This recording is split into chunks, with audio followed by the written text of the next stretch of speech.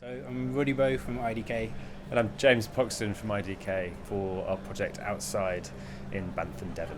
The primary structure is all steel frame, hot dip galvanized, and we use the galvanized because part of the structure is actually an uninsulated external space, and so we wanted to ensure that it was as durable as possible. So it was essentially the only choice. The site is a really interesting site. It's just down the road from Bantham Beach, which is a really popular beach. So it's and it's on top of a hill, so it's quite an exposed coastal location. So obviously, galvanised steel played a big role in the durability of the structure in what is quite a harsh environment there.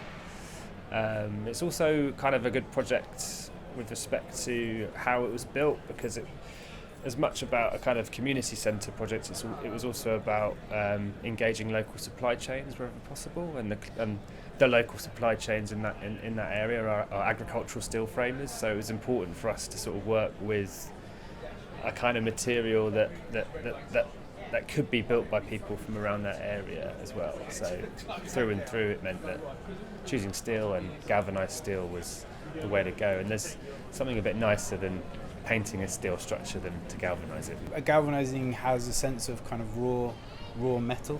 So not only was the kind of the frame itself galvanised, all of the flashings in the building and everything we did is galvanised as well, because we wanted to kind of reduce the material palette down to essentially like 3 materials, and it was that kind of metallic finish that kind of gave it a bit of a slightly special quality to it. It was interesting. It was originally intended to be a restoration project of an existing structure on site.